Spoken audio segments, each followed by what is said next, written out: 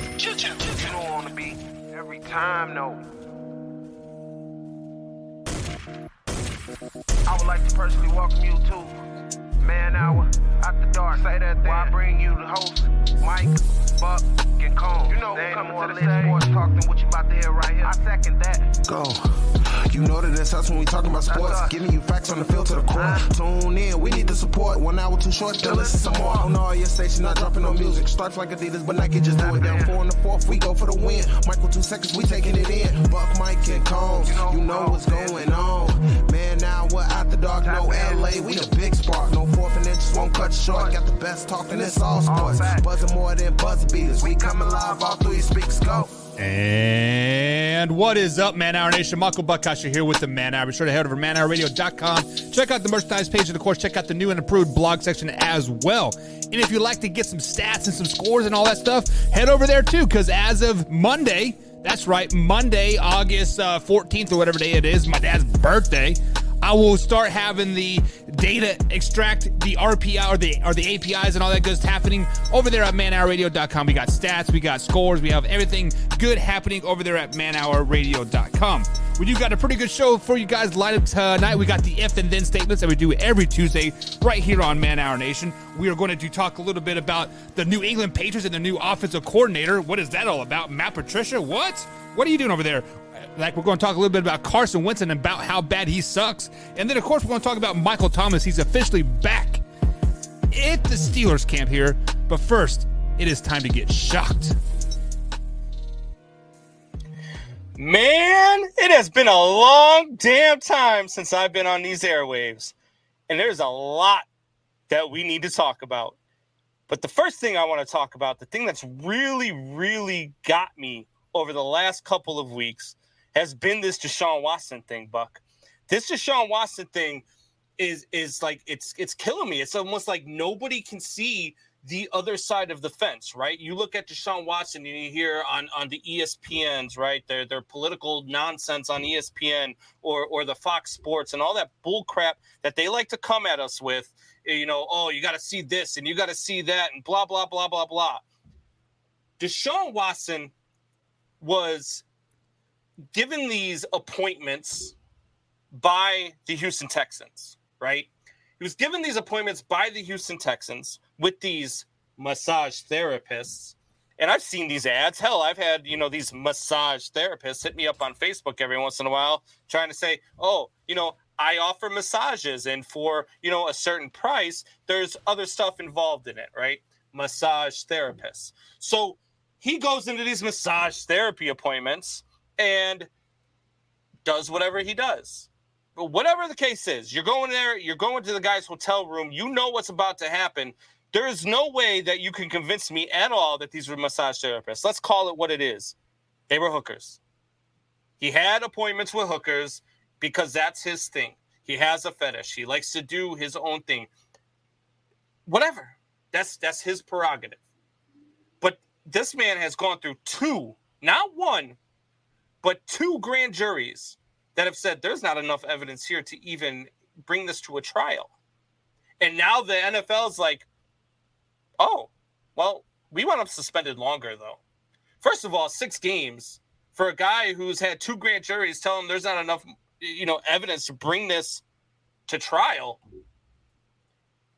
To be suspended 6 games, I would be arguing that he got suspended too much. He already missed all of last season. So now you're talking about 17 plus 6. That's 23 games. So now you want to go into this season because the pressure, that's all we hear about. The pressure from the outside was too great. So they had to appeal it. They had no choice. The court of public opinion forced them to go ahead and appeal this decision. So the court of public opinion now, because we're in this damn new day and age where everybody likes to cancel every freaking buddy for anything that they do, go ahead, try to cancel us. Guess what? We own ourselves. Anyway, you try to cancel everybody. So now what they want to do, the NFL's like, oh, well, what Deshaun Watson did was heinous. What did he do? What did he do? He went to these appointments with these hookers that were set up by ownership. Let me ask you a question. How long was Robert Kraft's suspension? How long was, let's go with, Big Ben Roethlisberger? Twice. How long were his suspensions? Let's go to Ray Lewis had a man's body in his damn trunk. Hey, that man's got a Hall of Fame plaque, got a yellow jacket. So give me a break with all this nonsense. Nobody wants to look at it from both ends of the spectrum. Nobody wants to talk about the truth. All they want to talk about is what he was accused of.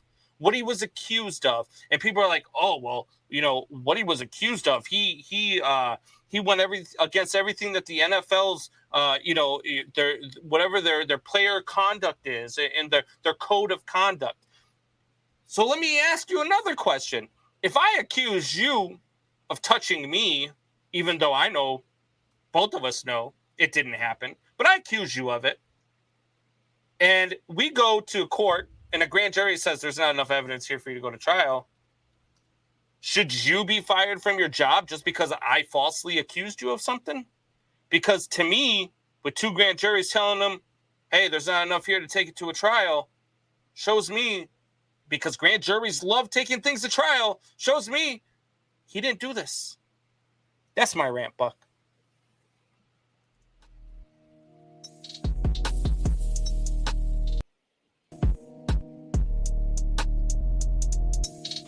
Alrighty, guys. So you have heard from the man, the myth, the legend himself, Mr. Beastie Combs, and my man Alpha Rob is in the chat here. Here's Combs. He's like, wait, Buck. Is that a new guy on the show? Yes, it is a new guy on the show. My man, BC Combs, is officially back from his vacation. He enjoyed it. Time with the kiddos, living life, getting ready for his wedding and all that good stuff, man. Combs, first things first, the people want to know, how have you been? Meaning that hat looks good on you. The Sons of, the Sons of Anarchy shirt you got going on? Sons of Pitches. That's stupid. It's a softball thing, buddy. I know. It's a softball thing. I know. But how have you been, Combs? I mean, it's been a minute. It's been a minute. Look, trying to get stuff going, got the job going. That's going. I'll just say that. We'll leave that part there. But look, you've got the wedding's coming up. Buck, you're going to be a groomsman in the wedding. Yes, I'm not sir. sure if you've told the people, but that's coming up. I mean, I'm really looking forward to that. We got a lot of good things coming with that. But I got to tell you, we signed up for our wedding registry, right? And I don't know what I hit when I do the wedding registry.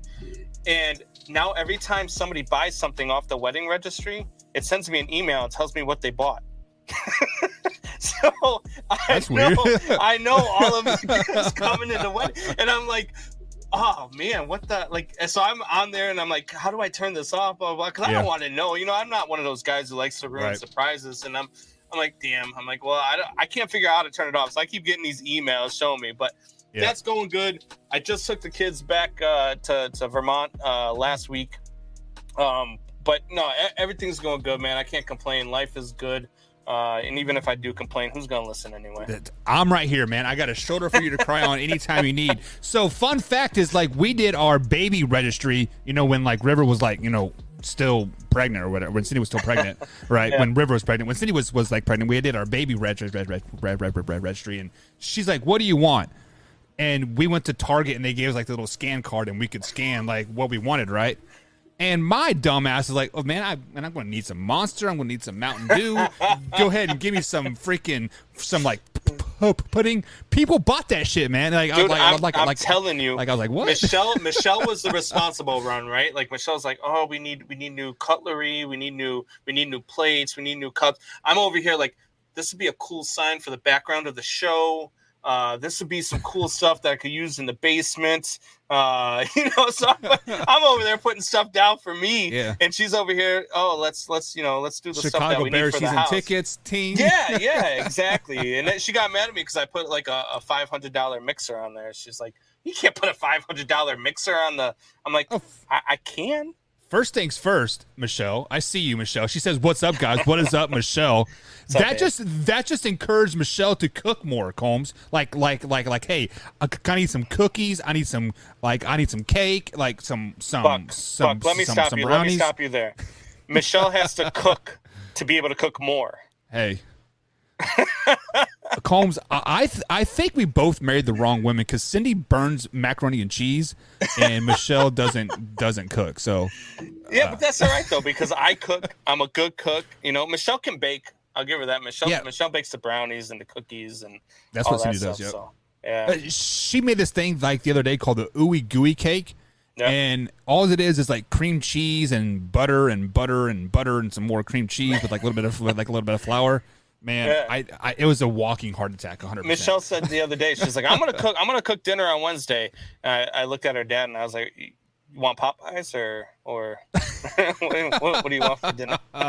Oh man, Michelle does not cook.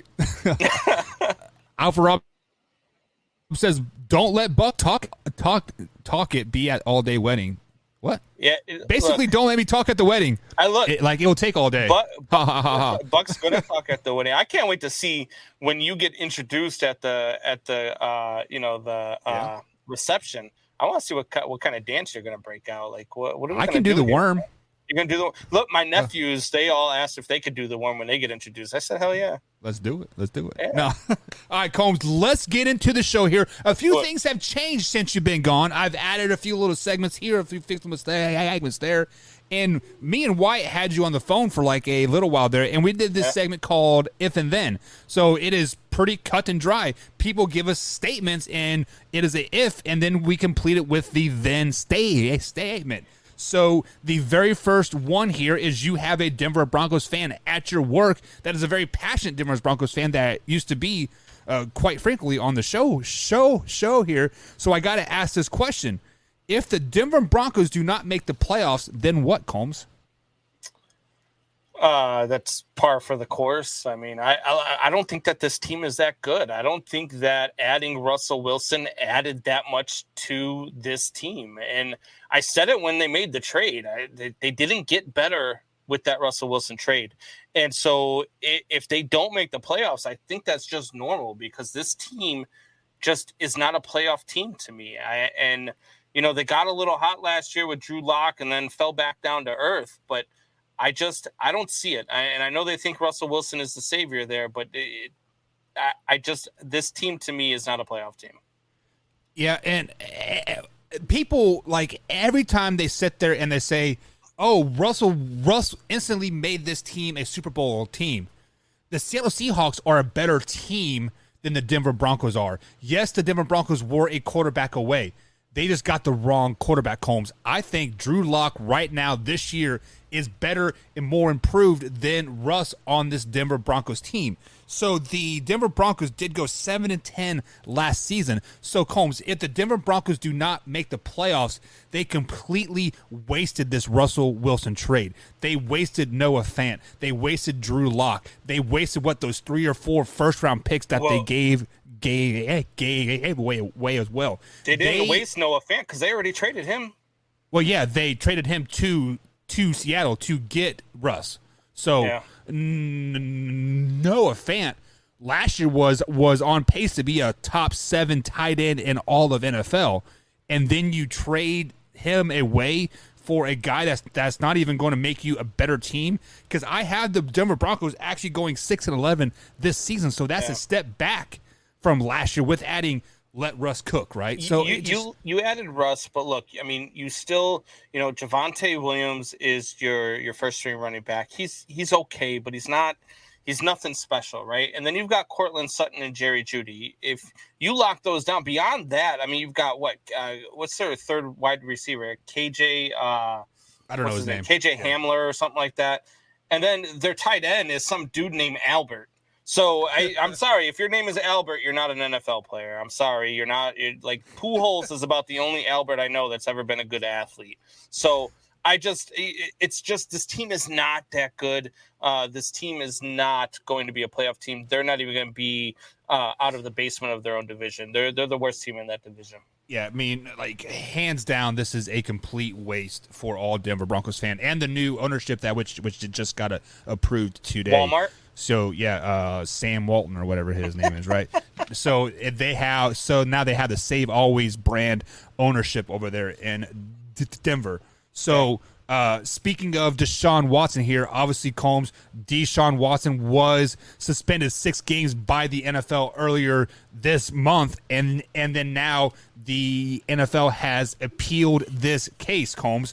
So if Deshaun Watson does not get more than 6 games, then what? if Deshaun Watson does not get more than 6 games, then justice is served.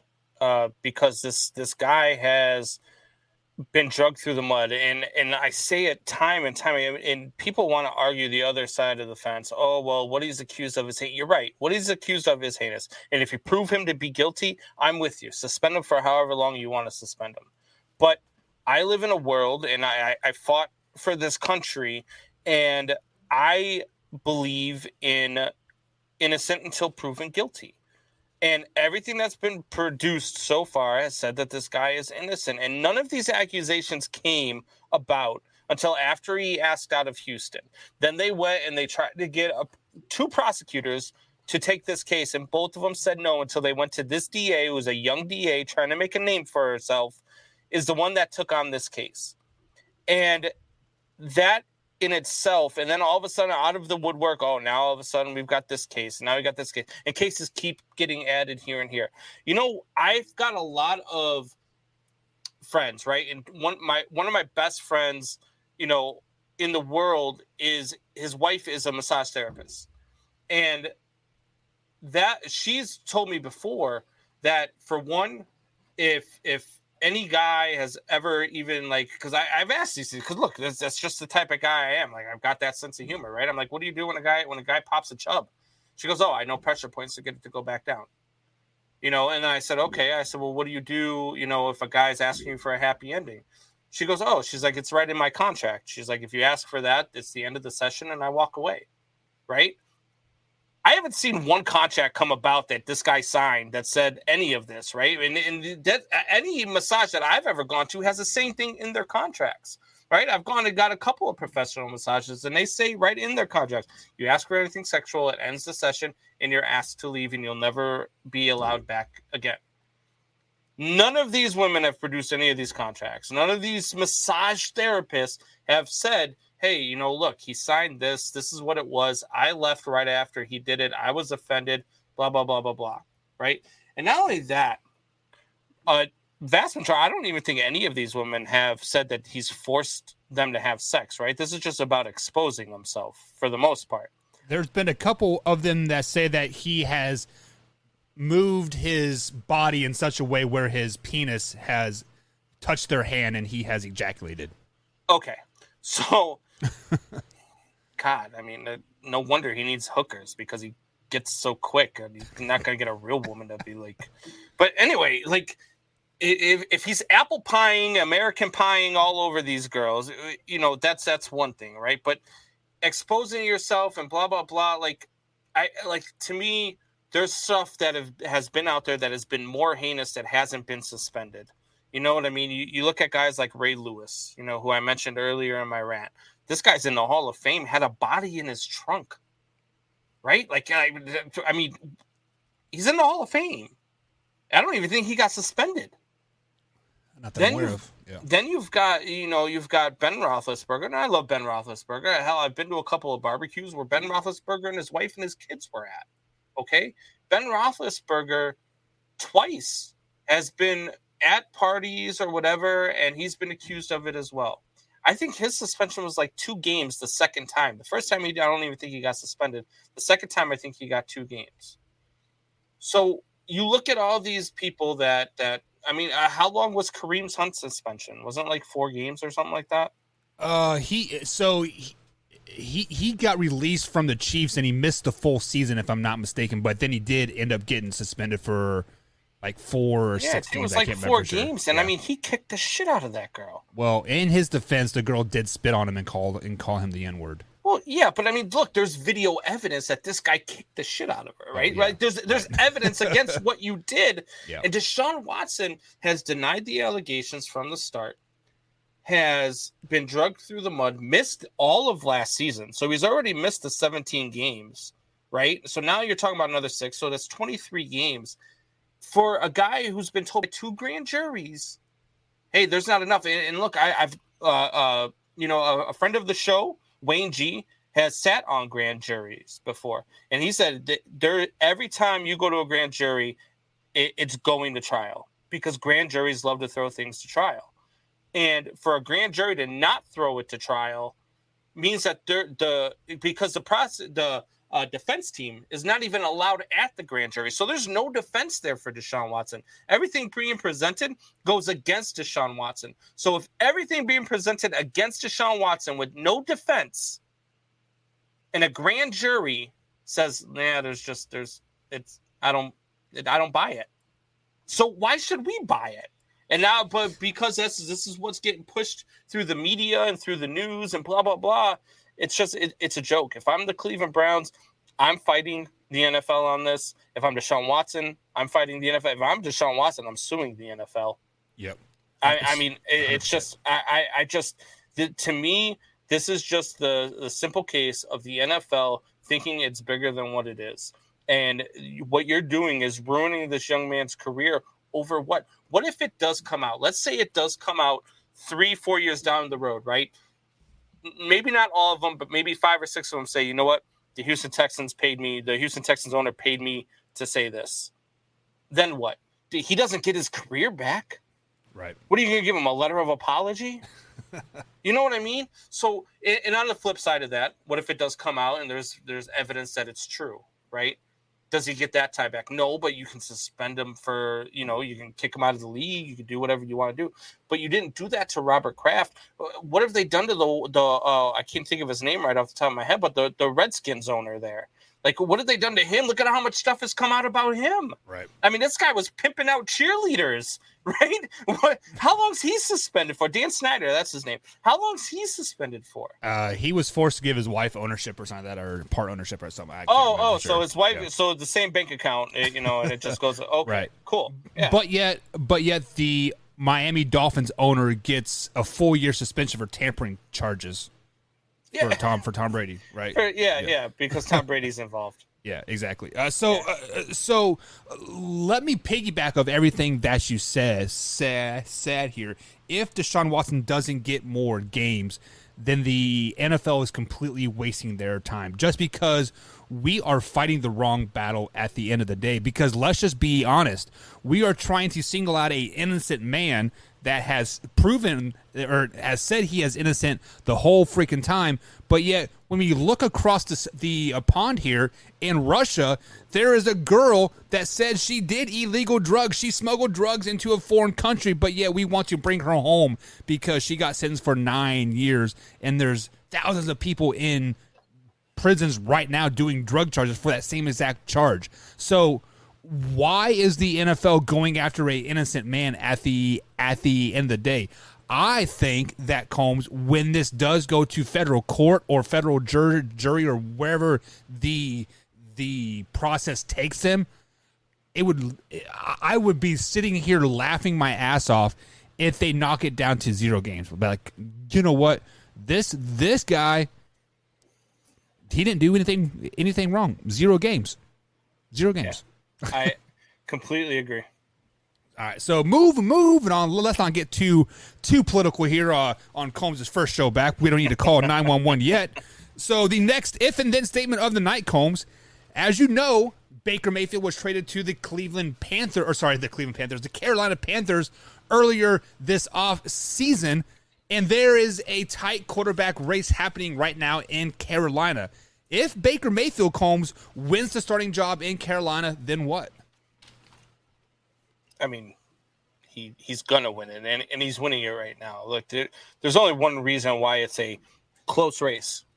I'm gonna use these air quotes a lot tonight. I think I like them, but it's a close race because they need Sam Darnold's draft stock to stay high. Or trade stock, I should say, not draft stock. It's trade stock to stay high. They need to say, hey, look, he's giving Baker a run for his money. Who wants him? Because they're gonna have to trade him. Because Baker Mayfield, there's no way on this earth that Sam Darnold is going to beat out Baker Mayfield for this starting job. You've seen what Sam Darnold has been over the last couple of years. He's not as good as I thought he was going to be coming out of college. And he's just not as good as they thought he was going to be coming out of college. That's why they went after Baker Mayfield. You don't go and get Baker Mayfield to let him lose the position, right? This isn't Matt Flynn going to Seattle.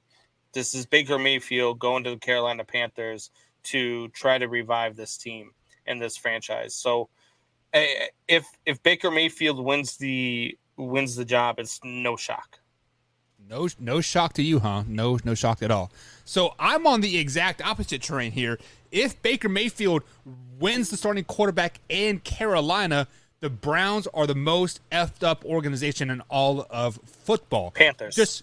Just because, Combs, we sat on the show last year when the Carolina Panthers were 4-2. Were they 4-2 and 4-1 maybe? They were rolling. They were looking great. Sam Darnold was like on an MVP track. CMC was carrying that as like team, and then injuries started to pile up. We sat here and we both said, damn, maybe Sam Darnold isn't that bad. Maybe he just needed help around him the whole time.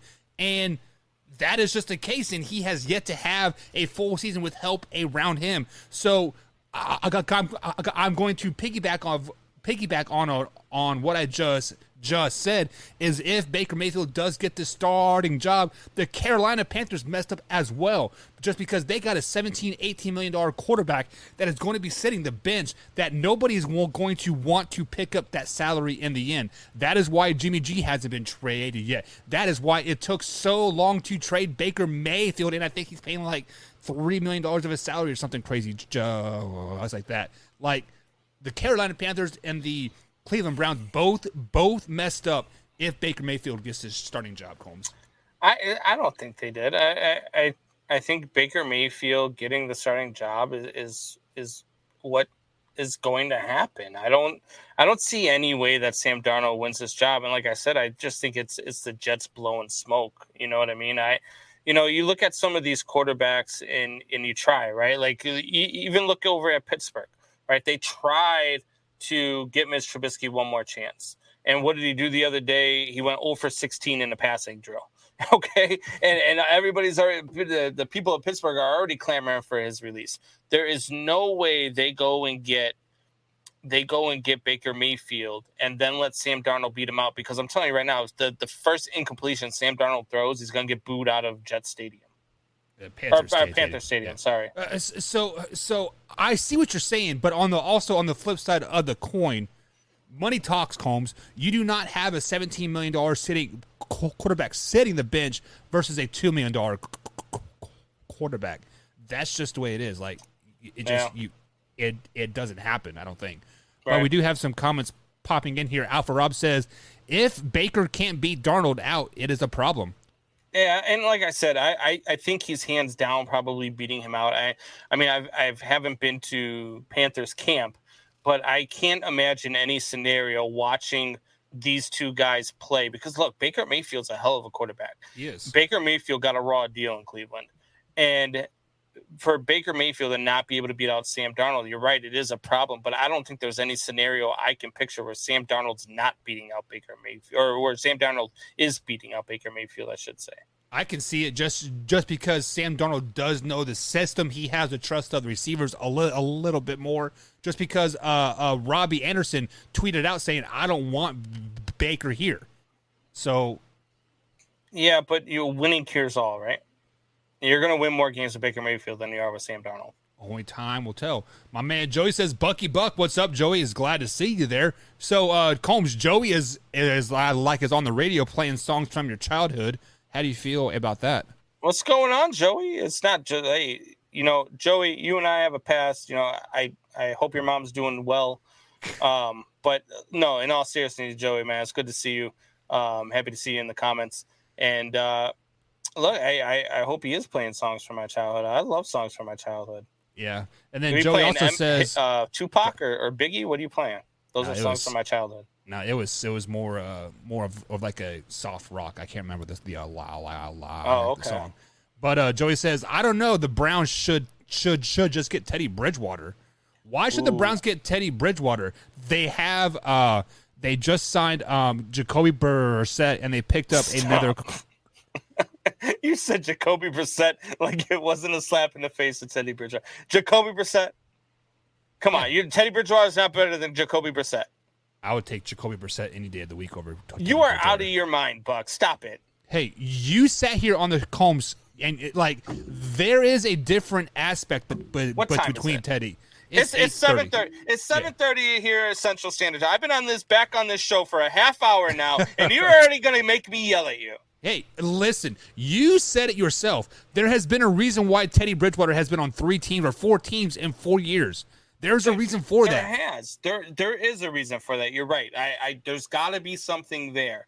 But he's still a better quarterback than Jacoby Brissett. Come on, man. Well, we all know that the Browns are basically a sinking ship. Would you want a cancer in the locker room to come and help sink that ship more if Teddy Bridgewater really is a cancer, or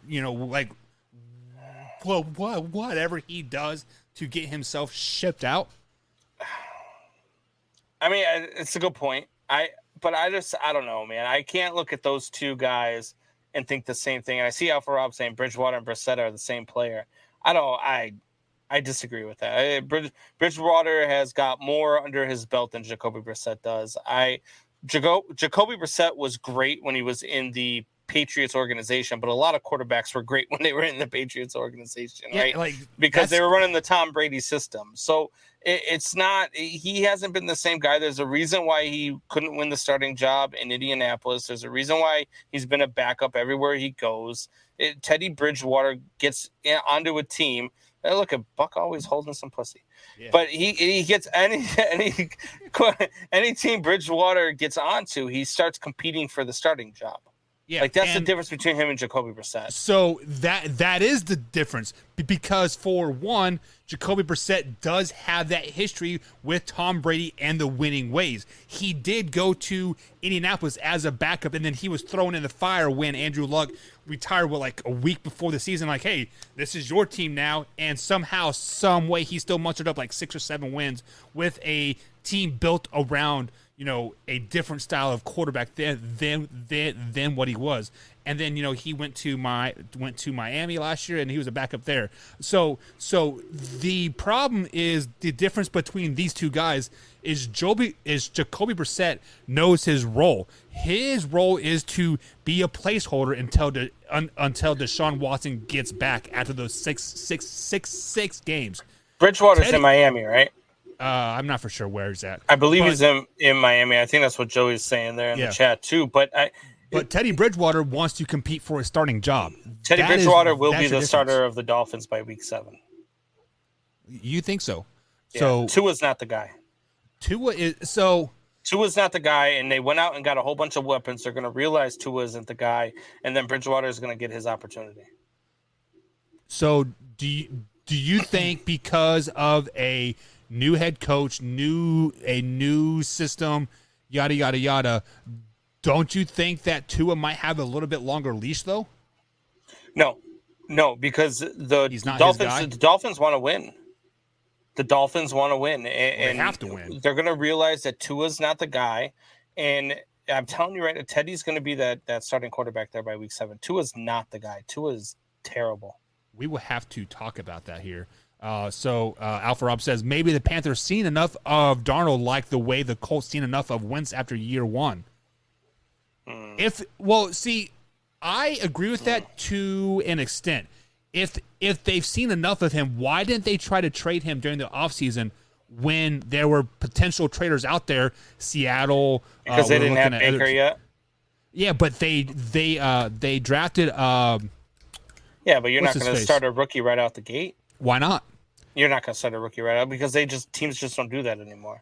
Suit Boss put out those stats saying, but he's not start the rookie. Yeah, there are some rookies that's just like last year, right? There's no way that the Red Rockets should have started over Justin Fields. You should have given that team to Justin Fields and let him go with it. It would have been that's a lie. No, it's not a lie. But there are some quarterbacks that are ready, and there's some quarterbacks that are not, and the guy that they drafted is just not ready. Come on.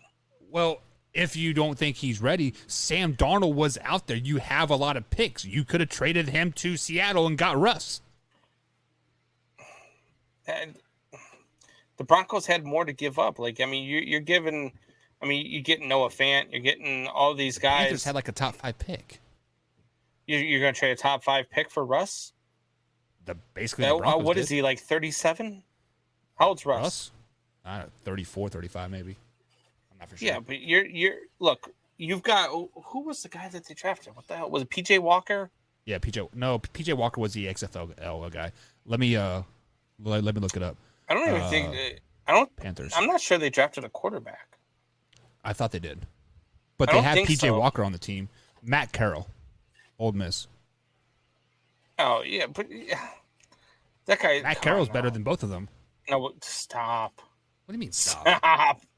Are you serious right now? You're saying Matt Carroll's better than Baker Mayfield right now? I am a firm believer, just because like I coach at the high school level here. If a player is neck and neck, you go with the younger player because he has more room to grow. I think Matt Carroll and Baker Mayfield are kind of right here, watching training camp, reading reports, and like all that stuff. I think they're right here. You go with the younger guy. Fuck. Matt. I think it's Corral, whatever the hell his last name. Look, stop.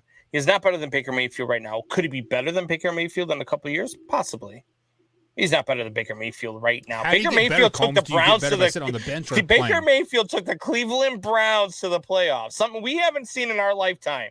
Right. Who did the Cleveland Browns have that year? 2 top 10 receivers in the league, 2 top running backs in the league, a great defense. Who was throwing them the ball? Baker Mayfield was throwing them the ball. Okay. Who does Baker Mayfield had to throw in Pantherland? Robbie Anderson? I mean, I don't. Come on. I mean, you got Robbie Anderson. Which I know he is the number 2. Core. They really don't have a great receiving core. They have DJ Moore, which is not bad. Even their tight end's last name, the hell's his name? It cracks me up. Tommy Tremble. Tremble. There you go. Because what do you do when you're scared? You tremble. Like, terrible. Tremble is terrible right now. You have to see what you got. But look, I mean, there's a lot of teams that you don't know what you have. Like a lot of people are down on my Bears. I actually think the Bears are going to have a sneaky good season. Oh my God. Let's go ahead and talk about them right now, Combs. Since you brought that up, since you're going to have a sneaky good season, things are getting great up there in Chicago. So Combs, obviously, Roquan Smith said, "You know what? F you guys. I want to get paid," and the Panthers the Bears are like, no. So if the deal is not met with Roquan Smith and the Chicago Bear, Combs, then what? I will lose my ever-loving mind. Roquan Smith is the corner piece of this defense. Roquan Smith is a top 3 linebacker in this game right now. And the Bears, this is what kills me so much right now about Chicago sports. Chicago sports as a whole has this thing where all of the front offices treat this damn city like it's a small market city. They don't spend money. They don't do the things they need to do to give us winners. But we still pack the damn stands. We still get out there and we still watch our teams because we love the sports and we love our teams. But the ownership, they don't spend money. They treat it like it's a small market team. And the Bears, look, I like what the Bears have done. I do like the addition of Byron Pringle. I love what the Bears have at the running back position, obviously with David Montgomery. I do love Justin Fields, as you see here in the background. I think Justin Fields is the real deal. And I'm hearing all sorts of things out of camp, like he's having one of the best crazy turnarounds from year 1 to year 2 that they've seen in years. Okay. Not only that, but also factor in the fact that they are going to have a very weak schedule, and they do have a very weak schedule. But if you don't sign Roquan Smith, if you don't give this guy a 5, 6, 7 year extension right now, and you let him walk, or you don't at least get something huge in a trade. I mean, I'm talking huge. Like, you better get a couple of first-round draft picks if you're going to trade Roquan Smith. Then that's a loss for the Bears. I mean, and that's detrimental to this team. So if they don't get a deal done with Roquan Smith, it's detrimental to this team. Yeah, so if the Bears do not meet a deal with Roquan Smith, then this is a black eye on the new coach and the new general manager. Combs, their names are slipping my mind right now. It is Eberflus and Poole, right? Yeah. Pools, yeah. Ryan Poles. Yeah, Poles. So this is a huge black eye on this organization because for two things. Yes, everything that Combs said, Roquan Smith is the centerpiece of the Chicago Bears defense. Also, they've let a couple more pieces of that defense already walk and not get anything in return. And there are people out there that are chomping at the bits that are probably tampering with Roquan Smith right now saying, hey, if you just walk away, there's $100 million sitting right here, and look no further north, Combs, than Green Bay, Lambeau Field. He can't just walk away. He's still under contract. Well, he can sit out the whole season and bada bing, bada boom. Season, yeah. Right? So with that being said, if they do not meet a deal with Roquan Smith in the next few days, a week before the second or third preseason game, the rich are going to get richer in the NFL, a.k.a. the Packers are going to land a nice guy. I will say this about this regime, since you brought up Ryan Poles and Matt Eberflus. What we haven't had in the Chicago Bears organization is transparency. We haven't had a front office that will come out and tell us exactly what's going on. Instead, they'll try to weed it out and be like, oh, there's no issue here. We'll get something done. And then tomorrow you find out he got traded, right? Ryan Poles came out today after this thing broke. Ryan Poles called a news conference. And Ryan Poles said, look, there's definitely some issues here. We've made him offers. He doesn't like the offers that we made him. We are working to get a deal done. But in the event that we can't get a deal done, we are going to trade Roquan Smith. Like, he came out and told everybody, hey, look, there's real issues here. We're going to try, but if not, and that's something that Bears fans haven't had. So Bears fans have to be at least, I would say, optimistic about the future of this organization with Ryan Poles. Now, I believe in what Ryan Poles does. Do I believe in Matt Eberflus yet? No, I'm going to have to see what he does during this season. I'm going to have to see Luke Getsy and how he transforms this offense. I like what I'm hearing coming out of camp. I like what I'm hearing, in the realm of everything. I like what I've seen on paper. Like I said, I did like the N'Keal Harry pickup until find out he gets a really bad high ankle sprain the other day in camp. So that's ugly. He probably ends up getting cut. I like the addition of Byron Pringle. He's got like a hamstring or something going on, and there's rumors out there that the Bears are looking at guys like Will Fuller, which would be a great pickup for them. They're out there they're talking with Cole Beasley. That's something that Bears fans haven't had in a long time, like a team trying to get better.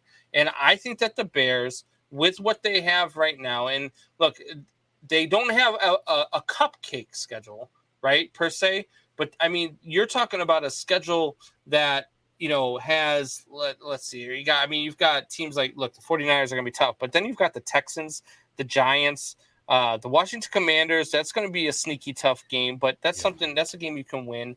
You're out of division games like the Falcons, the Dolphins, the Jets, the Giants. Those are going to be games that you can win. The Bears are thought around widely as maybe a 4-win team. I really see about 7 to 8 wins out of this team. Now, I don't think that they're a playoff team by any stretch of the imagination. In order for them to be a playoff team, they've got to come out and just start, and it's got to start right off the bat, right, with the 49ers game. You come out and you beat the 49ers because this is a team that could probably be a Super Bowl contender in the NFC. And they're all hyped up about Trey Lance, and you come out and you beat their ass, and then week 2 you come out and you find a way to beat the Green Bay Packers, and then all bets are off, right? The Bears start this season 2-0. I'm gonna be on this show talking some shit, right?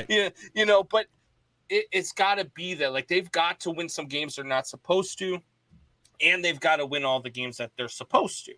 Now it's the NFL; they're probably going to lose a game that they're supposed to win. They're probably going to win a game that they're supposed to lose. But when you start stringing together games that you're supposed to lose and turning them into wins, and then you win a majority of the games you're supposed to win, you're going to have a really good season that nobody saw coming. Yeah, and just looking at the schedule, just looking at those games that you named, there are 6 wins that you can almost mark up almost instantly, and then that's not even counting the division games because you're probably going to sweep the Lions. Let's just be honest, the Lions are a good team, but they just can't put shit together, and you're probably going to split with the Vikings like you do every year. That right there, Combs, is 9 wins. Dude, if they come out, like I said, and they beat the Niners and the Packers, they start the season out 2-0. They got the Texans, Giants, Vikings, and Commanders. You could easily be 6-0 or 5-1 after the first 6 games before you go to New England to play the Patriots on Monday Night Football. How about even if you don't start 2-2-0? Say you start 0-2 still, but you battle and you look good. There is momentum. Then you go into Houston, but that's Texas. what we expect. So that's what me, like real Bears fans. There are those crazy Bears fans who think that we have a chance every year, no matter who our quarterback is, and we're going to the Super Bowl. But realistic Bears fans like me, like I was like, all right, 6-7 wins, but we could have a 6-7 win season and have it be a really good season, right? Because if Justin Fields is turning things around, if this offense looks really, really solid, if the defense is playing well, and we just need to add and patch some holes in the offseason, we can go ahead and do that. But then you could also have a 6-win season and it be really, really bad.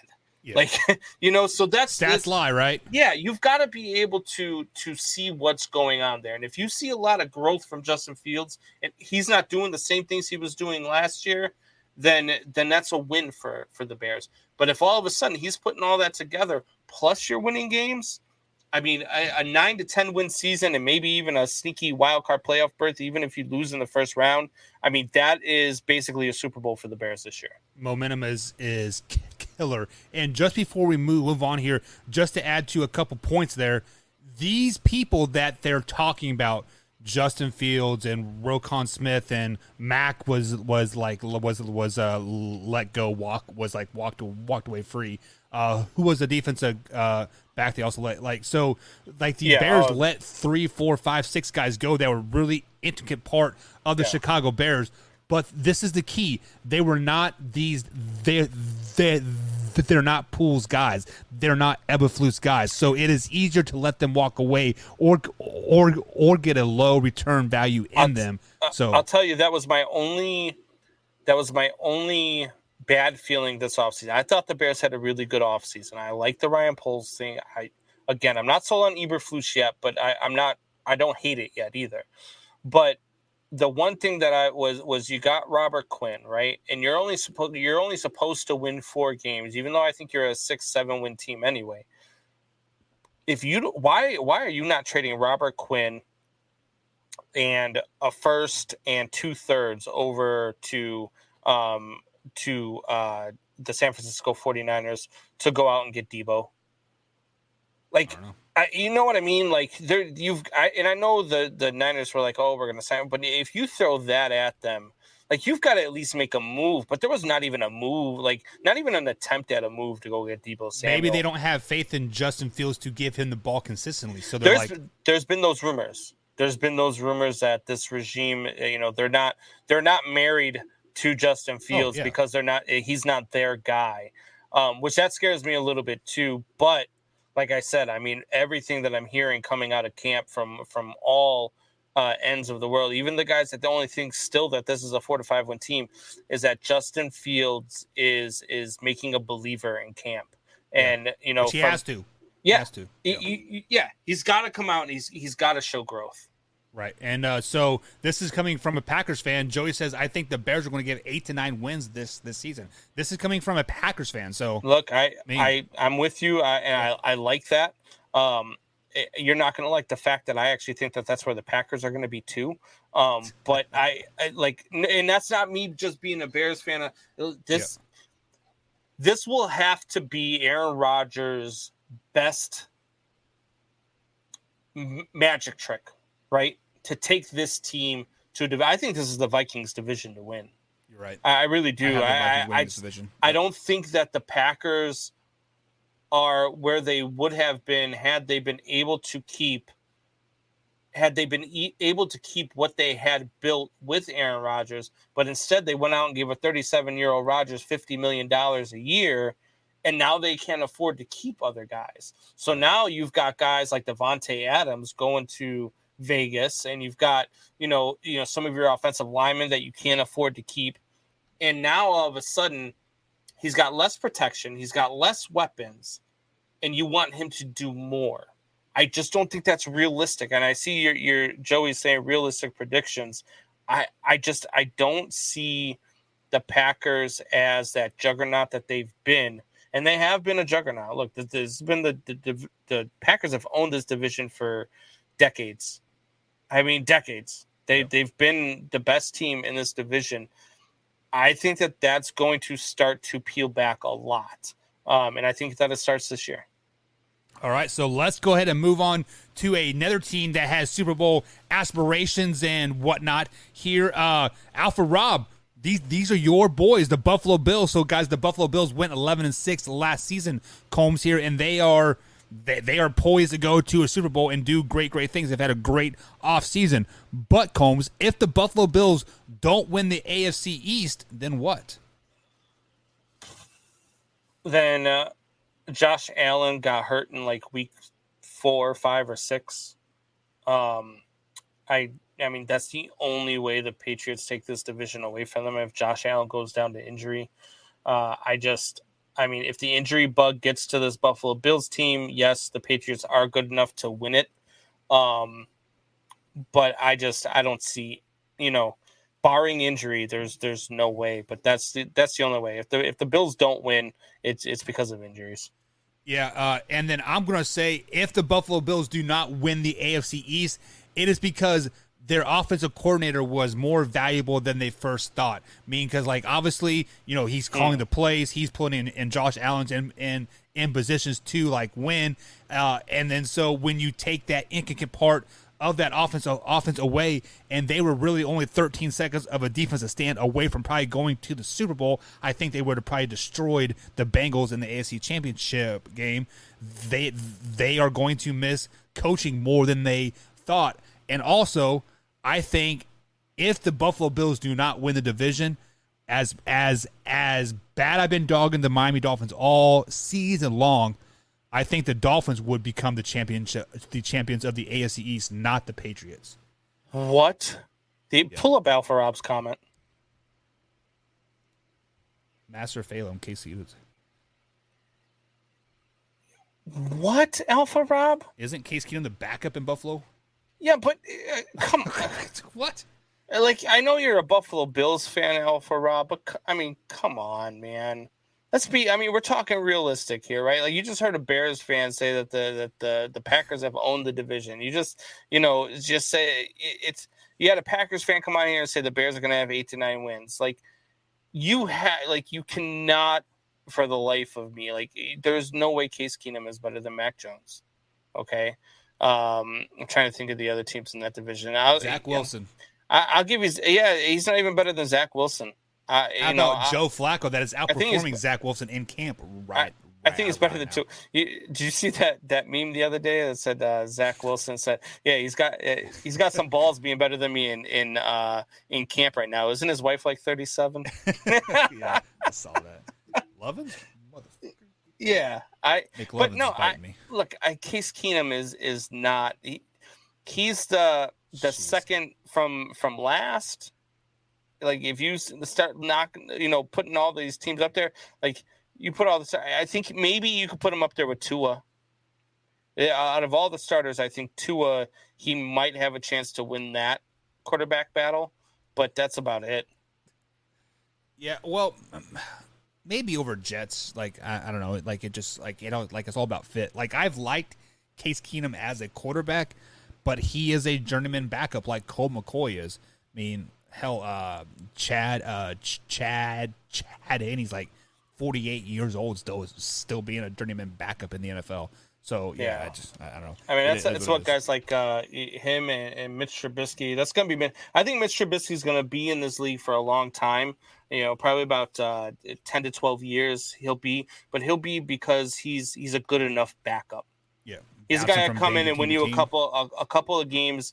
When your quarterback goes down or when you just want to give him a rest or something at the end of the season. But he's not a starting quarterback, just like Case Keenum is just, just come on.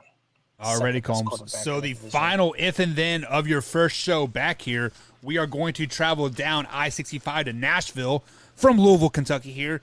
And the Tennessee Titans drafted Malik Willis in the third round of this year's draft. When that happened, Ryan Tannehill flat out come out and lied and said, "I am not a mentor to a young quarterback." Then since then, he has obviously stepped off those comments a little bit. He went to see a psychotherapist, like a therapist, because he was in a bad place, like allegedly, yada yada yada. So, Combs, with that being said, if Malik Willis starts for the Tennessee Titans, then what? Ryan Tannehill got hurt.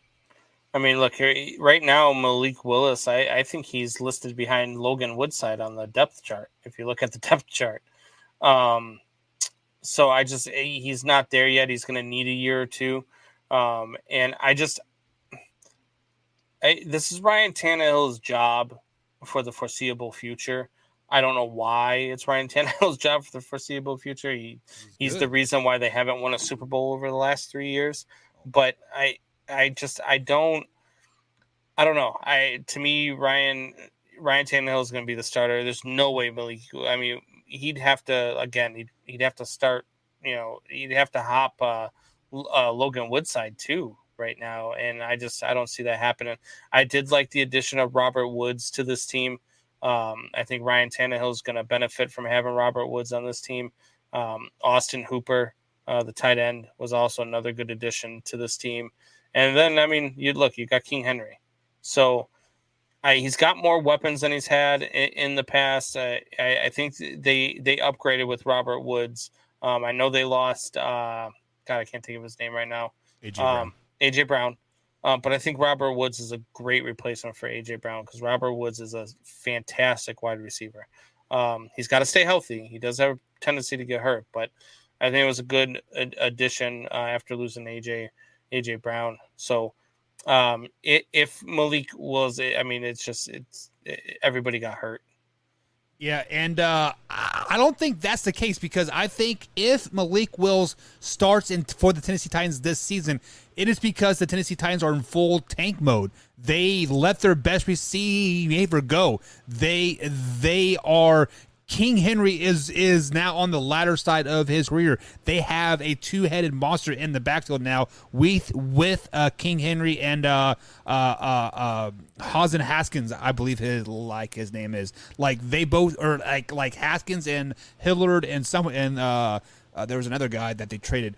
They all stepped up in King Henry's absence, and they've seen that. So Ryan Tannehill, Combs, has improved each and every year since he got away from Adam Gase and the Miami Dolphins. Just like Derek Carr, he is slept on. He is underrated. People do not value how good of a quarterback he is. Look what Ryan Tannehill did last year. They were literally giving the ball to Derrick Henry 30 to 40 times a game, and then they completely had to change everything that they did, and then he still led them to the playoffs, and they lost to the Super Bowl runner-up in a last-second field goal. The Tennessee Titans are a pretty good team with Ryan Tannehill at the helm. So if Malik Willis starts this year for the Tennessee Titans, they are tanking. They are pulling the Seattle Seahawks. They are pulling a Cleveland Browns. They want that first overall pick. Yeah, I mean, that would be another reason. But they're not. I mean, they're not. They're just not. What's going on, Drew? I see you in the comments. I don't see. I just don't see anything. And it might be a tank, but at the same time, like it would have to be a tank after like something happened to Ryan Tannehill, or they just get off to an unimaginably bad start and like they're like 0-5 or 0-6, and then they're going to go to him or something to give him a shot, and then they're just trying to tank. But I just don't see that scenario in anything. mean, to be honest, a 0-5 start is not out of the question. To be honest, because they do. Dude, they start against the Giants. Well, they started a very good Giants team with Saquon Barkley added 3 inches to his quads. Have you seen his quads, Combs? You can put both of our bodies together, and one of his quads is bigger than both of our Dude, bodies. they have running backs carrying dead linemen out of their camp. That's fine. They'll be fine. They're not good. They're going to win the East. And No, then they travel God. to Buffalo. Then the Raiders are always good the first 8 weeks of the season. Then at Colts and then at Commanders. I mean, it's a very good possibility that they could start 0-5 no matter who the quarterback is. Tom Brady can be their quarterback. I still might start 0-5. I'm not going to lie. I do realistically see a 2-3 start for the Tennessee Titans. Well, I mean, honestly, 1-4. I mean, because the Raiders are going to be hot the first 8 weeks of the season, and then they always fall off the second half of the season. They're not going to fall off this year. The Raiders are the real deal. The Raiders are going to win the West. No, shut your damn mouth. Raiders are going to win the West. Sorry, Kansas City fan. The Raiders are going to win the West. I am a Chiefs fan. You're going to realize I got my Super Bowl hat. You're going to realize how much you missed Tyreek Hill by week 4. We got Sky Moore. Sky's the limit with Sky Moore, baby. You can put out all the pro tweets you want. Sky Moore, sky's the limit. That's stupid. Hey, stop. Are you going to say that to Sky Moore when we have him on the show in like a few weeks? Yes. Okay. I'll be like, who are you? Who are you? Anyways, my man Isaac Hatfield actually played against Sky Moore last season. He put up 6 touchdowns against him in the first half of the game. So that means your friend wasn't that good. He's a long snapper, so he wasn't playing defense. Oh, okay. That's besides the point. Yeah, I mean, so playing at Parkin School for the Blind? It was Northern Illinois. No, yeah, Northern Illinois. Same thing. Same thing. So Combs, do you want to carry on, or is hour the limit for you? Hey, let's go with it, baby. Let's go with it. Fun, man. Things are rolling. The boys are back in town. Like it feels like old times. Like a lie. We got Combs back. Drew's like, damn, we missed you, Combs. I know, because you've had to listen to this idiot for the last 3 months. Hey, we had Joe in there for like a little while. Get everybody that who? Joe Tebow, whatever the hell his name is. Oh, Jesus, that guy. Mr. Joe Tebow. Yeah. Did you ever see my troll videos that I made of him? I did, but only because he tagged me in them and asked me to come back and save you too. But there's something wrong there, man. You keep poking that bear, and eventually, I don't know, man. Like it seemed like he was, at sugar-free pudding time, man, and you were interrupting him because he was cranky with you, and then you were trying to play basketball. Like, dude, if you play basketball like that, man, I will take you one-on-one. Like, hey, I mean, we have a rehearsal dinner coming up like August 30th. September 30th, but yeah. Screw dinner, Combs, straight to the blacktop, baby. Hey, we'll go to the best man's house. He's got a hoop out back, man. We'll play it up. There you go. But we might have to YouTube live that. Yeah, we might have to. But no, I mean, look, this guy is preaching that. Drew, shut your whorish mouth. You've got to. We babbling Buck for the last 3 months. We got to listen to this guy talk about, stop swearing in front of kids, blah blah blah blah blah, and then at the same time, making personal attacks against your wife and making personal attacks against you, and it's like, guy, you're sitting there preaching stuff, and then you don't even practice what you preach, like. Go away. You want to know what the funniest thing ever is like, don't curse, and then he continues to like curse like 15 times in that and not only that, but man, he seems like one of those he's like one of those TV midnight infomercials, right? If you take this, you might have gonorrhea, diarrhea, hemorrhoids, bladder cancer, might cause rectal bleeding, anal seepage, and he's got all of it. Like, I don't know, he took one of those pills that what he could do? He could be one of those guys where he makes a lot of money. You've seen those infomercials too, right? Yeah. If you've ever been exposed to mesothelioma,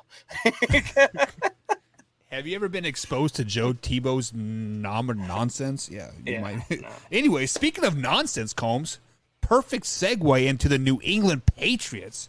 The New England Patriots have finally named their offensive play caller, their offensive coordinator per se, and that is Matt Patricia, former Detroit Lions head coach. And I believe he was a defensive coordinator for the Patriots before that. But Matt Patricia, Combs, is putting in a zone blocking scheme for the New England Patriots. If you guys do not know this, a zone blocking scheme is a lot different than a gap blocking scheme.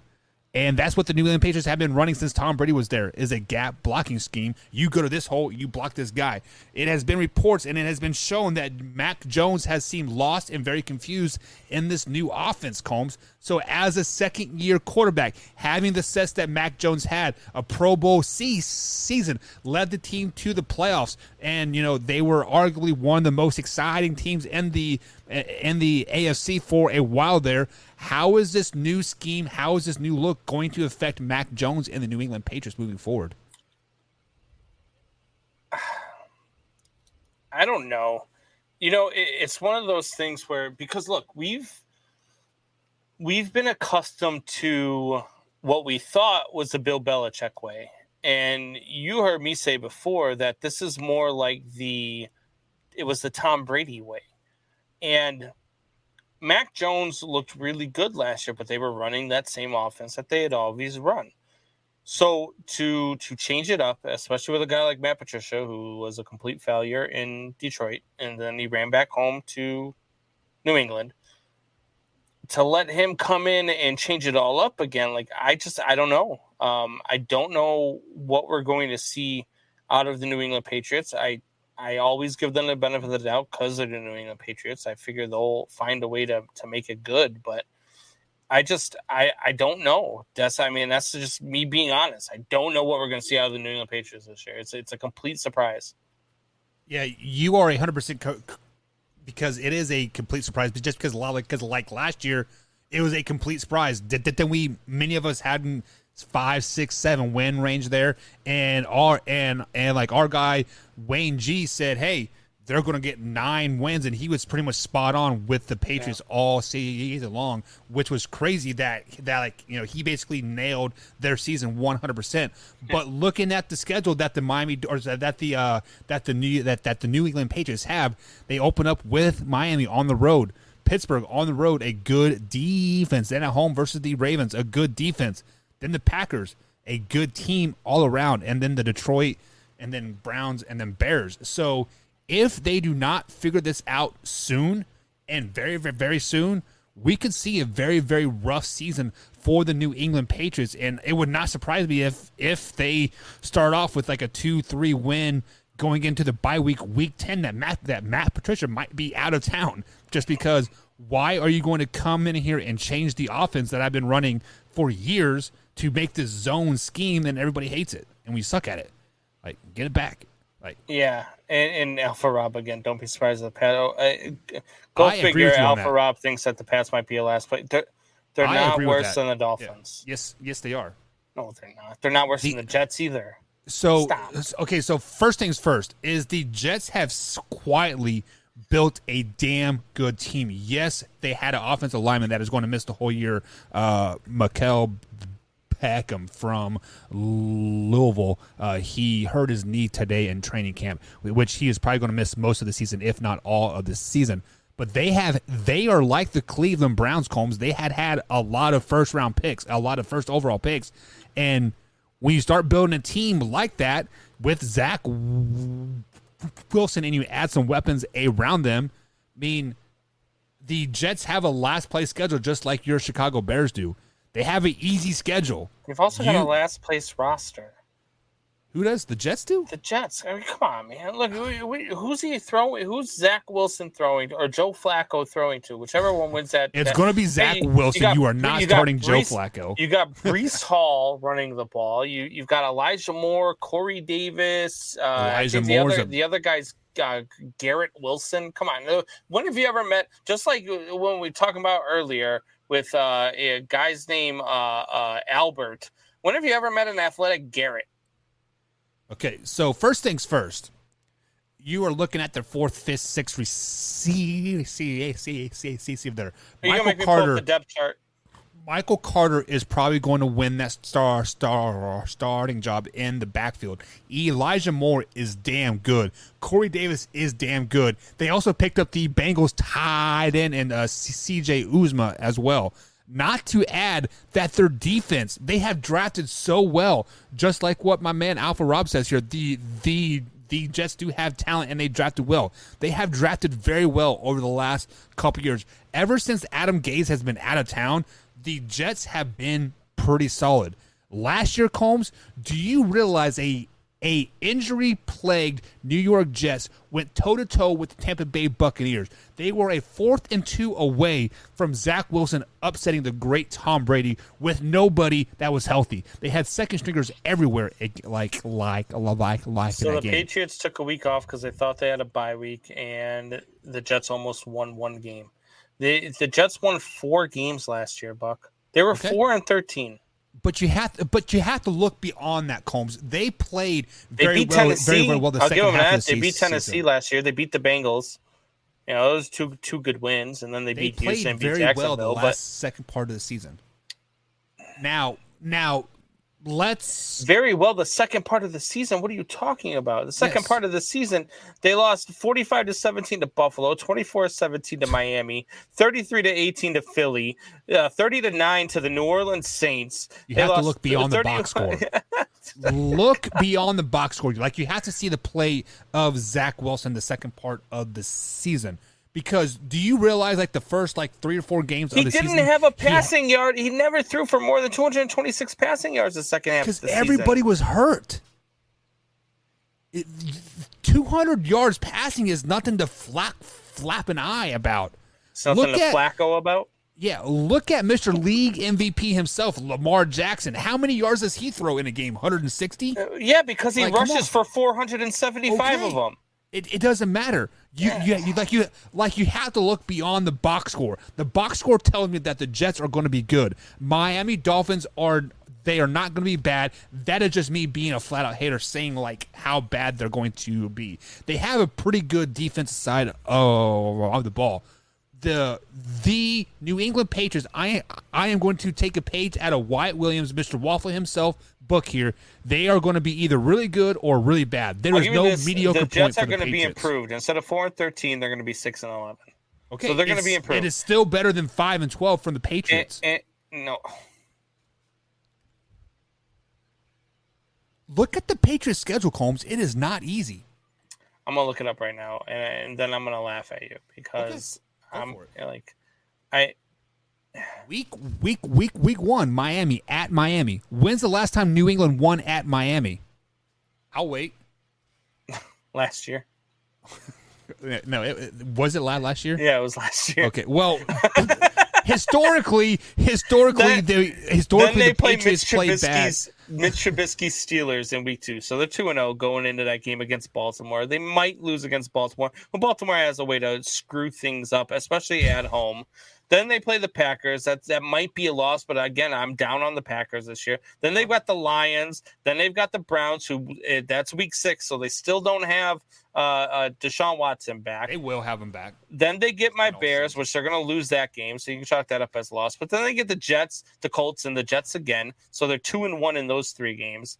Then they get the Vikings, the Bills, the Cardinals, the Raiders, the Bengals, the Dolphins, and the Bills. So that last, 1, 2, 3, 4, 5, 6 games there. That last 6 games, maybe 3-3, maybe 2-4 even. But before they get there, they're going to be, somewhere around 8-4, 9-3. They'll be just fine, barring a Mac Jones injury, obviously. But I mean, you never count on injuries. So they have Bailey Zapp, baby. He'll fill him perfect. Brian Hoyer's the backup, first of all. They drafted Bailey Zapp for a reason, to win them a Super Bowl. But honestly, the Patriots defense is terrible, Combs. Last year they were ranked 16th in total yardage. That is exact middle. They were injured a lot last year, but they've got Matthew Judon, who is easily one of the best linebackers in the game. Okay, top 5 linebacker in the game right now. What did he do last year? Dietrich Wise tackles? is a stud defensive end. He had 38 tackles They've last got year. Devin McCourty still. They've got Kyle Duggar. They've got Terrence Mitchell, who's a really good cornerback. I mean, Malcolm Butler is back on the team again. Barring injury, there is no way that this team is worse than second place in this division. I'm sorry, Okay, it's just not happening. So let's have you put a number on that. 7 wins, 9 wins, 10 wins. Like, what do you? They're a thinking 10-win here? team. They're a 10-win team. They're a 10-win team, but the Bills are a 13 to 14-win team. Right. Well, yeah. I mean, like, we are not taking anything. Like, this is the Bills' division to lose. Like the Bills literally have to shit the bed twice on Sunday for them to be even under 10 wins. I feel like there's just so much talent like on that team. But yeah, this Patriots team, they're not going to be the last place team in the division. That's nonsense. okay, we will see. We will see. Alpha Rob says I like the running back the Jets drafted. I don't know who that running back is. Let's look it up. I'm not very good with drafts at all. They drafted I'm trying to think of his name. Brees Hall from Iowa State. I Yeah. did see him play a lot at Iowa State. He definitely ran through my Wildcats a lot in that final game of the season. So they say the Patriots have no talent on offense and lost their best defense of player. That is true.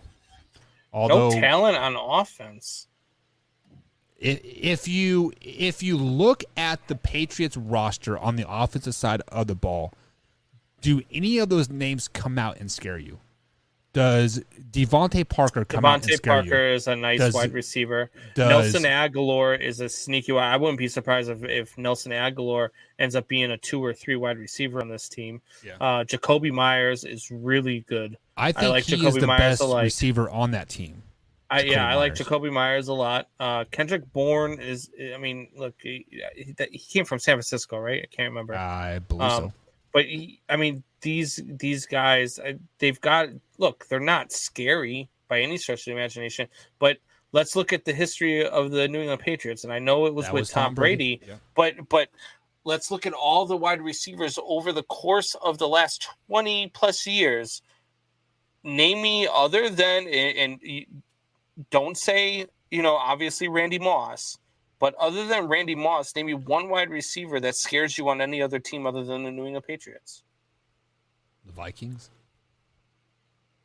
No, I said name one other wide receiver other than Randy Moss. Oh, Wes Because they had Welker. Randy Moss for 3 seasons. Wes Welker's not. Wes Welker's a slot receiver on any other team in the league. Which he was a slot. So No, but- he was a number 1 for the Patriots, and so but was. that's kind of like a minute point, just because Tom Brady.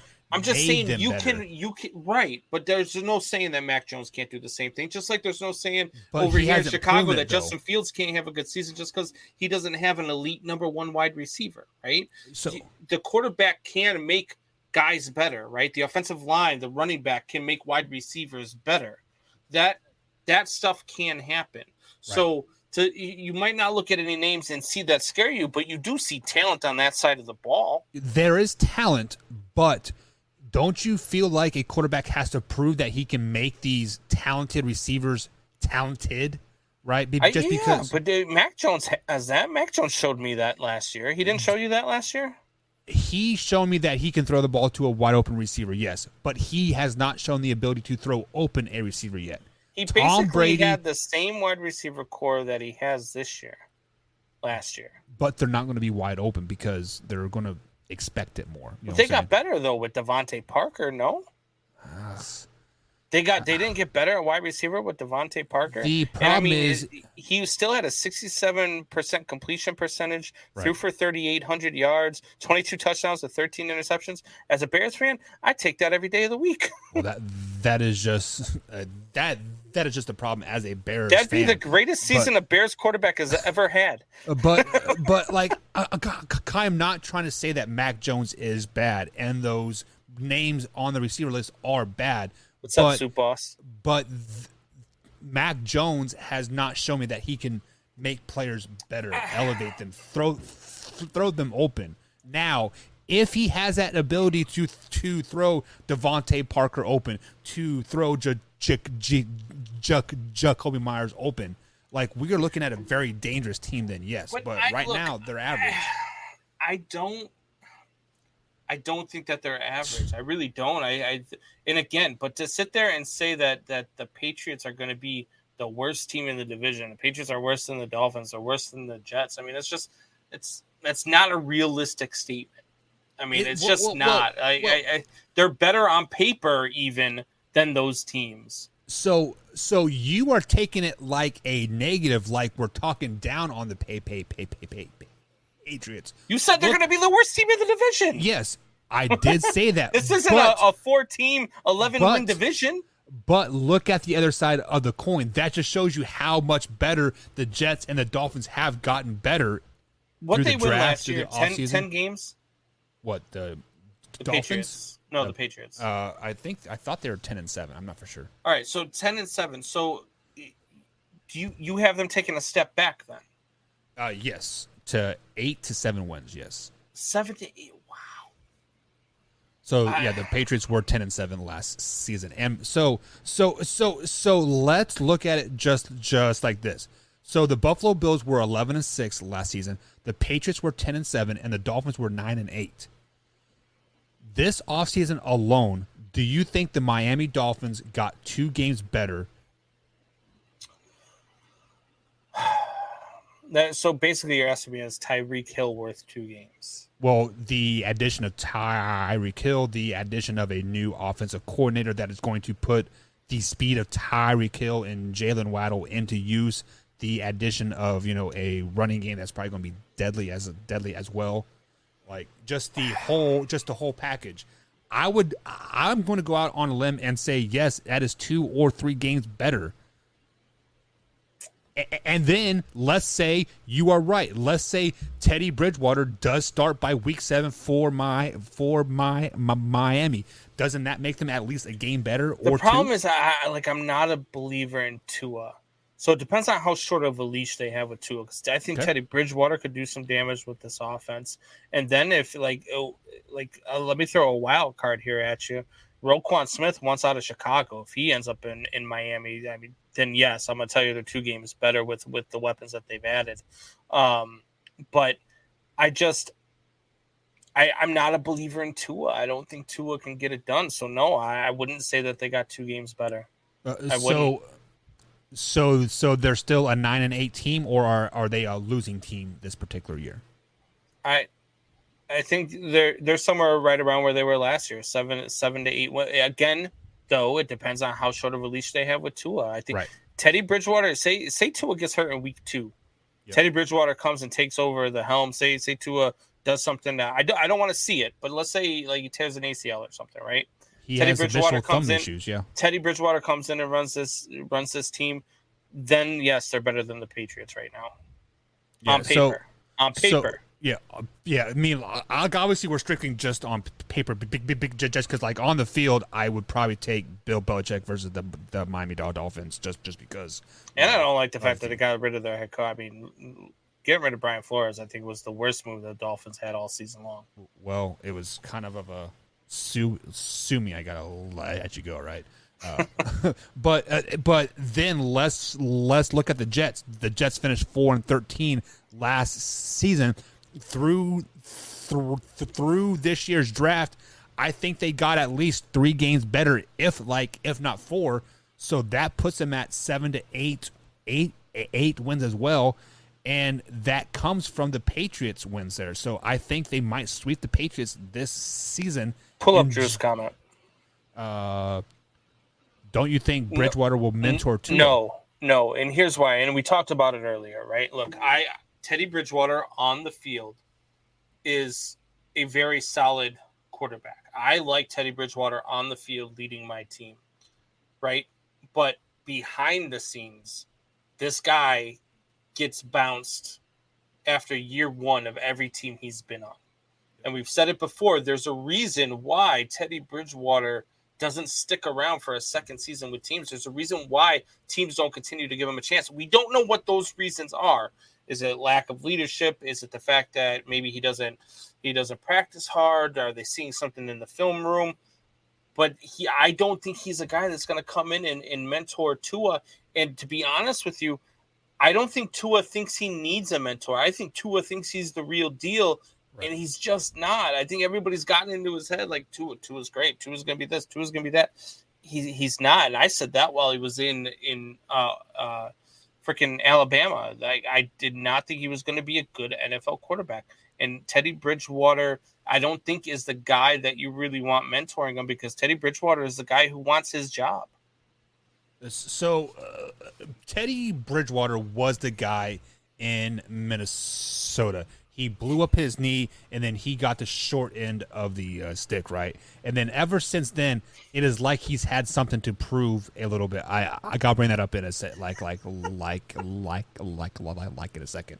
But when you have something to prove, Drew, over and over and over with that consistent chip on your shoulder, you aren't out there trying to help another player get better just because the hindsight is, I want to start. I want to do better than this guy. Why am I going to help him to try to improve? It doesn't make sense. Yeah, I just don't see it. Chad says, "Yep, Flores was the biggest loss for them, hands down.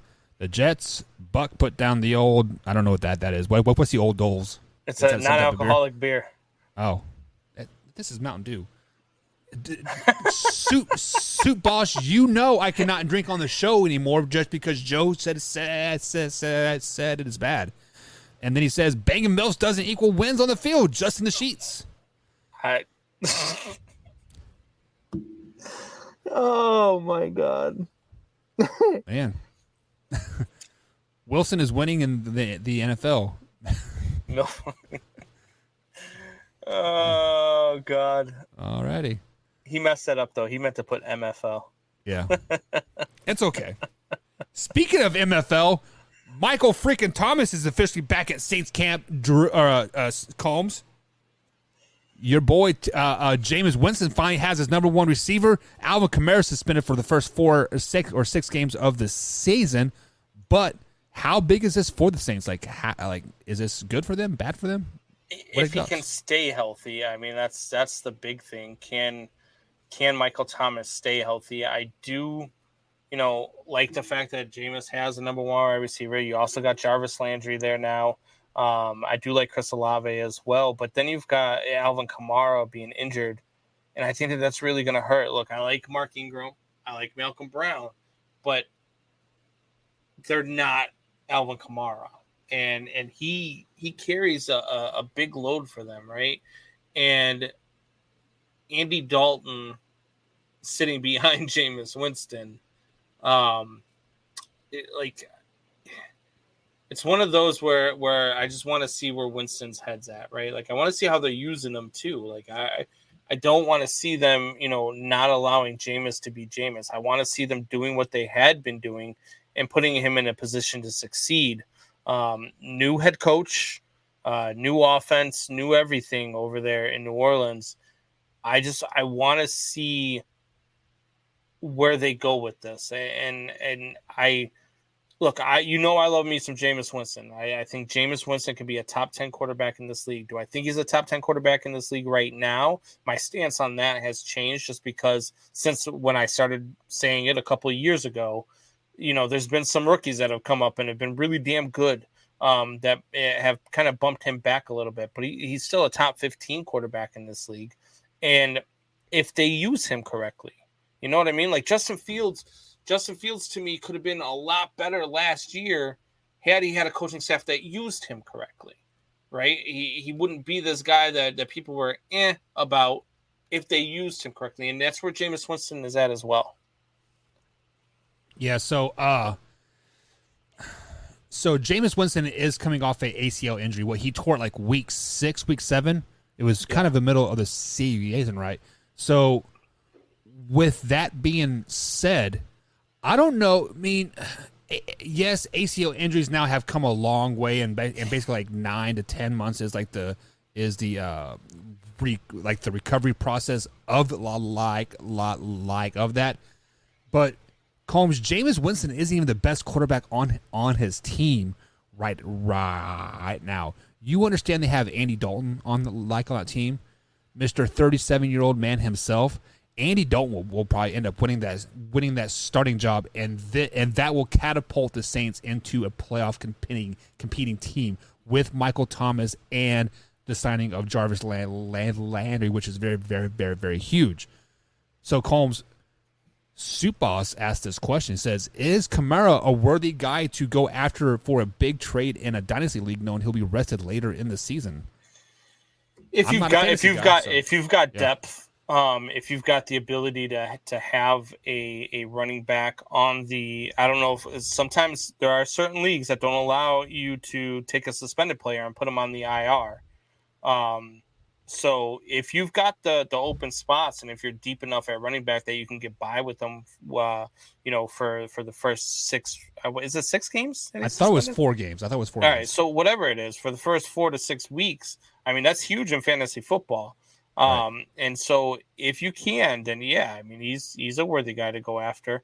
It depends on what you're trading too, though. Like, what are you giving up to get Alvin Kamara, knowing that he's going to be gone for 4 weeks? Are you just trading a couple draft picks? Are you trading, a number 1 or number 2 running back? Are you trading, a number 1 wide receiver? Or are you trading like your bottom of the barrel plus a couple of draft picks, or maybe a backup quarterback? Something like that might be worth it. But he said he has JT and Zeke.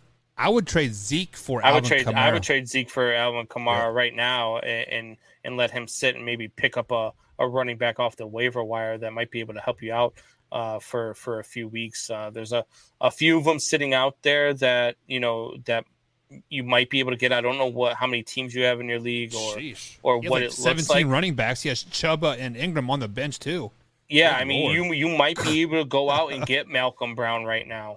And Malcolm Brown, I think, is going to see a lot of touches for the Saints. And then if you go out and trade and you pick up Alvin Kamara and then you pick up Malcolm Brown, you've got the guy who's probably going to be taking a load for him for the first 4 weeks. And then you're going to get the guy who's going to come back and take over once he gets back. So I would he's got Ingram and Chuba on the bench. Or Chuba. He's Chubb is probably what he's saying. But I don't. Yeah, I mean, I would go and get him. I would counter Zeke for Alvin Kamara straight up. Yeah. So the reason why I think Zeke is a top running back in the league, if not the best running back in the league, but he is not a 3-down back anymore, and Tony Pollard is going to carry the ball a lot this season. Tony Pollard is probably going to be a sleeper pick for a lot of teams. I don't think. Well, if you're just drafting, yes. But he's talking about a dynasty league, so they've already got their team set up. Right.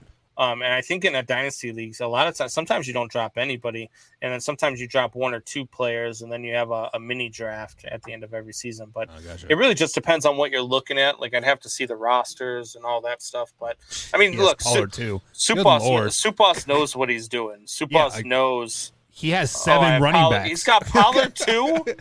That's like 7, 8 running backs. No, you don't trade. No, you don't need Alvin Kamara. You've got every other running back in the league. Kamara can stay on somebody else's team. If we think about this, though, Alvin Kamara has been a staple for the Saints offense for many, many years. Many passing yards, many rushing yards. And Mark Ingram is his backup. And Mark Ingram's like 30 years old. So, and like Combs years, that's like 90 in like running back years, right? So actually Mark Ingram's 32 years old. So, I mean, he's not going to do a whole lot for you. So, Alvin Kamara is going to get the ball a lot. Yeah, and look, I'm telling you right now, Soup, if you're listening, that if Malcolm Brown's available, I don't know if you guys have done your draft yet. I don't know if you guys just put guys on the waiver wire right away. I don't know how it works in your league. But if you can go out and get him, I would definitely go out and get him, because Malcolm Brown, I think, is going to be a stud in this league, and I think he's going to take over for Alvin Kamara. I believe Soup Boss just won his draft by this particular statement right here. He has Pollard as a handcuff for Zeke, Ingram for the time Kamara is out, and Chuba when CMC dies on the field for week 3. Oh, God. There you go. And then you put him on the IR, and then you trade CMC and Zeke for Alvin Kamara. There you go. That would be a good trade. I'm with Buck on this one, and I don't say this often, Soup. You know that, but I'm with Buck on this one. CMC and Zeke for Alvin Kamara, especially with the depth you have at running back, that might be a really smart trade, and it'll free up a roster spot for you to go out and get Malcolm Brown. It's a really that's where I would go with it if that was my team. I'm no fantasy expert by any means, but we do have some fantasy experts in our fantasy discussion group, guys. If you guys are interested in some fantasy football talk, head over to Facebook and join our fantasy group there. Tori Anderson and our man Tyler Faber does a lot of fantasy stuff there, and he has Rojo as well. I have to drop someone. So Combs, let me ask you this: the Chiefs picked up Rojo this year. Do you think that's a good pickup in fantasy league? No, I don't like any. I don't like any running backs now. I don't like any running back from the Chiefs. It's kind of like, for me, it's almost like the running backs for New Orleans pre Alvin Kamara. Yeah. Right, because they were going to pass so often that your running backs weren't going to get a whole lot of touches. So I don't like teams like that. Like, if you're looking for running backs, you're going to teams like the Tennessee Titans who run the ball a ton. Obviously you're probably, unless you're drafting this year, but if you're in a dynasty league, you're not going to get King Henry, but you can always pick up backups off the Tennessee Titans because King Henry's going to be out for 2 or 3 games, and that they're going to run the ball a ton because that's what they do. Even when they're behind, they run the ball. With guys Derrick like Henry, just without him in there, Ryan Tannehill was throwing the ball for 300 plus yards though. Yeah, I mean, but you look at teams like even my Chicago Bears. I mean, you're probably not going to find David Montgomery in a dynasty league, but you can probably go out and find yourself Khalil Herbert. Take yourself a guy like Khalil Herbert, and you can stack him on the bench, and then you start watching the way things are going. And because I think that they might run a 2-back system, they run the ball a lot. That's what Bears offense is made of. I know what they've got in Justin Fields, so maybe they start passing the ball a little bit more. But I think they're going to be run heavy, and Luke Getsy knows how to do that. I mean, we've seen it in Green Bay. So also, Soup, since you love to draft running backs, there is a running back on the Kansas City roster that I've been leaning towards taking very, very end, like a free agent pickup. That is Isaiah Paseo. He was actually drafted as a receiver. He is listed as a running back, and he is going to play a lot of 3 to number 4 receiver for the Kansas City Chiefs, kind of being like that Tyreek Hill type of guy. He has a lot of speed.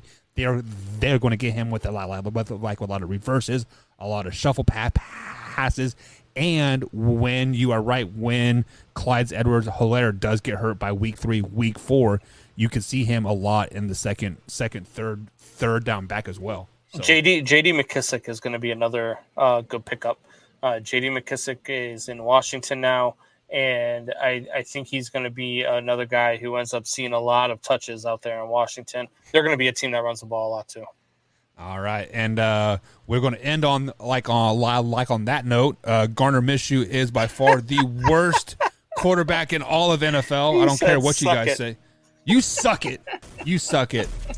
Combs, it is great for you to be back, man. It feels like old times. Yes, I got McLovins right here on the like on the floor biting me. My pussy wants inside. Oh boy. Glad to have you back, man. Any closing thoughts? It's always good to be back. Man Hour Nation, rise up.